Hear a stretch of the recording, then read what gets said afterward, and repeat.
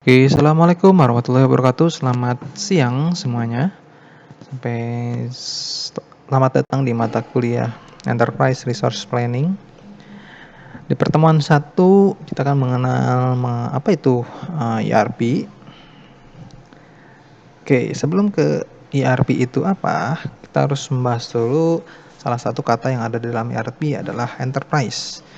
Nah, mungkin kawan-kawan semua sudah pernah mendengar apa itu istilah enterprise. Nah, enterprise ini nomor 1 bisa dilihat bahwa bisa dikatakan sebuah organisasi ya atau badan lintas organisasi yang mendukung lingkup bisnis dan misi yang telah ditetapkan oleh perusahaan tersebut. Ya. Lalu merujuk pada organisasi kerja yang menyelenggarakan kegiatan-kegiatan khususnya bisnis dan pemerintahan untuk merealisasikan tujuannya. Nah, maka enterprise bisa dikatakan adalah sebuah sistem dari manusia, peralatan, material, data, kebijakan, dan prosedur yang muncul untuk menyediakan sebuah produk atau pelayanan dengan tujuan mendapatkan keuntungan. Ya, jadi kalau memang berbasis bisnis itu pasti akhir-akhirnya ujung-ujungnya adalah mengenai profit ya atau keuntungan. Nah, jadi di sini bisa dilihat bahwa sebuah enterprise itu terdiri dari orang ya. Lalu ada resource-nya, resource ini bisa materialnya, bisa peralatannya ya. Bisa keuangannya mungkin ya. Dan tentunya ada sebuah goal ya atau tujuan-tujuannya dari sebuah organisasi tersebut. Nah, itulah enterprise ya. Lalu di sini ada juga istilah business function. Nah, business function ini adalah bisnis atau maksudnya function yang ada di dalam sebuah bisnis ya. Nah, menggambarkan departemen atau unit yang menjalankan bisnisnya. Contoh seperti marketing, sales, production, ada material, manajemen misalnya atau ada R&D ya. Nah, ini contoh adalah function-function atau departemen-departemen atau bagian-bagian ya yang ada di dalam sebuah perusahaan biasanya ya. Nah, itu biasanya disebut dengan business function. Nah, lalu ada yang juga yang namanya business process. Nah, kalau tadi business function, ini adalah business process, di mana business process adalah kumpulan dari aktivitas bisnis yang memerlukan satu atau beberapa input ya untuk membuat sebuah output yang berguna bagi customer dengan melibatkan lebih dari satu fungsi bisnis. Ya, fungsi bisnis apa yang sebelumnya ya. Nah, contoh di sini ada production, ada finance, ada marketing, ada R&D, ada production. Nah, nanti mereka terintegrasi misalnya melalui sebuah database sentral. Nah, nanti bisnis proses ini bicara aktivitas ya, aktivitas misalnya contoh ada aktivitas produksi. Di dalam proses produksi dari memulai produksi sampai akhir produksi itu kira-kira nanti fungsi bisnis mana saja yang terlibat. Seperti itu ya. Dan aktivitas apa saja yang ada di dalam sebuah rangkaian proses bisnis tersebut. Nah, nanti di akhir proses bisnis itu pasti akan menghasilkan output bagi penggunanya atau bagi customer gitu ya. Konsep dasar dari ERP itu seperti ini ya. Jadi di sini ada customer, di sini ada suppliers. Nah, ini tengah-tengahnya ini adalah organisasi atau perusahaan yang menjalankan bisnisnya. Di sini ada front office, ada corporate report, ada back office, ada human resource management.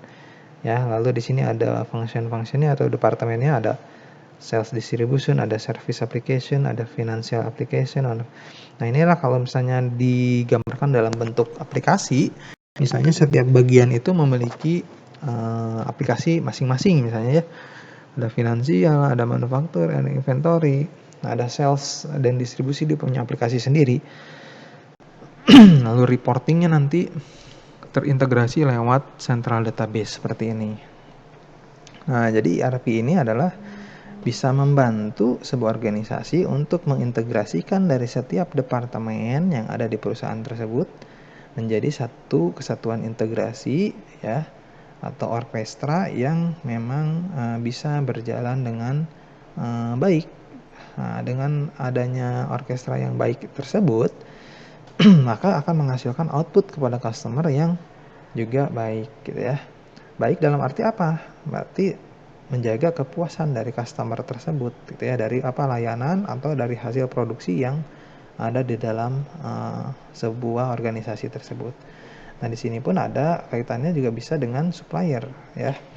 Makanya nanti sebetulnya di dalam ERP ini banyak modul-modul yang berhubungan dengan pihak luar ya, dengan customer, dengan supplier seperti itu. Nah, penerapan ERP itu sendiri, nah ini misalnya di sini di sebelah kiri ada lingkaran ERP-nya ini sebelum diterapkan ya, maka terjadi gap ya antara setiap departemen. Misalnya ada human resource, finance, ada operation misalnya. Di sini ada aplikasi. Nah, biasanya di dalam perusahaan itu setiap departemen ini punya aplikasi masing-masing yang belum terintegrasi. Sehingga itu yang menjadi kesulitan atau kekurangan untuk memadukan kinerja di antara seluruh divisi atau departemen. Nah, berbeda dengan lingkaran sebelah kanan setelah penerapan ERP, di mana ERP ini akan mengintegrasikan ya dari semua departemen atau divisi tersebut. Semua ini terintegrasi dan disimpan di dalam satu database atau data source yang terpusat. Ya, jadi semua bagian itu punya database yang sama ya. Dan aplikasinya pun satu platform ya untuk semua divisi. Udah mulai terlihat ya perbedaannya. Kenapa harus ada ERP? Nah, jadi kenapa? Lalu itu ERP itu harus ada gitu ya. Nah, mudah-mudahan dengan penjelasan sebelumnya tadi mulai terbuka nih. ERP itu apa sih dan kenapa harus ada ERP gitu ya. Karena ERP ini pasti kaitannya sangat erat sekali dengan organisasi atau perusahaan ya. Nah, secara definisi ERP itu adalah sebuah konsep untuk merencanakan dan mengelola sumber daya perusahaan meliputi dana, manusia, mesin, ya, suku cadang, waktu, material, dan kapasitas yang berpengaruh luas mulai dari manajemen paling atas hingga operasional. Ya, di sebuah perusahaan agar apa? Agar bisa dimanfaatkan secara optimal untuk menghasilkan nilai tambah atau add value ya bagi seluruh pihak yang berkepentingan seperti customer atau stakeholder atas perusahaan tersebut. Ya, kalau digambarkan itu ERP itu seperti ini ya. Jadi dia mengintegrasikan seluruh aplikasi yang ada di sebuah perusahaan dan di setiap bagiannya sehingga semuanya bisa terintegrasi.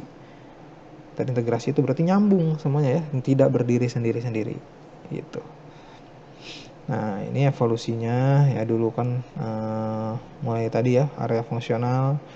Jadi kalau ibaratkan saling bersaing itu antar divisi gitu ya, karena masing-masing punya kekuatan sendiri ya, merasa paling hebat gitu ya.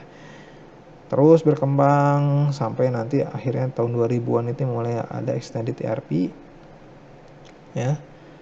Nah, ini mulai sampai sekarang ERP ini terus digunakan di perusahaan-perusahaan, terutama perusahaan-perusahaan yang memang memiliki kompleksitas yang cukup rumit gitu ya, dimana bagiannya banyak dan punya anak perusahaan atau mungkin punya mitra yang cukup banyak atau punya customer juga sudah banyak sekali gitu ya. Nah, ini value-nya yang pertama adalah business integration ya, tadi sudah saya beberapa kali sampaikan bahwa inti dari ERP adalah integrasi. Nah, banyak digunakan untuk fungsi bisnis dengan banyak proses bisnis. Lalu fleksibel. Nah, fleksibel diterapkan multinasional seperti mata uang, bahasa, standar akuntansi, pajak, dan lain-lainnya. Lalu yang selanjutnya adalah better analysis and planning capabilities. Ya, jadi dia memiliki keunggulan di analisis dan planning ya, karena sudah terintegrasi dan sudah terancana dari awal seperti itu ya. Tapi di sini dapat dilakukan simulasi, dapat melakukan secara komprehensif antara proses bisnis dan datanya. Yang terakhir adalah use of the latest technology, ya, menggunakan teknologi pembayaran sistem yang terbaru. Kalau misalnya kita mendirikan ERP-nya misalnya sewa terhadap satu vendor misalnya, otomatis setiap vendor itu melakukan update, otomatis perusahaan kita juga mendapatkan update paling terbaru dari teknologi ERP itu sendiri, gitu ya. Oke, itu untuk pertemuan pertama. Mudah-mudahan teman-teman semua bisa memahami kulit luarnya dulu apa sih itu ERP gitu ya, buat apa saya belajar ERP ini gitu ya. Nah, itulah sekilas mengenai pembahasan apa itu ERP dan keuntungannya menggunakan ERP itu apa. Oke, sekian dari saya untuk pertemuan satu ini. Sampai jumpa di pertemuan selanjutnya. Terima kasih. Assalamualaikum warahmatullahi wabarakatuh. Tetap semangat dan tetap bahagia.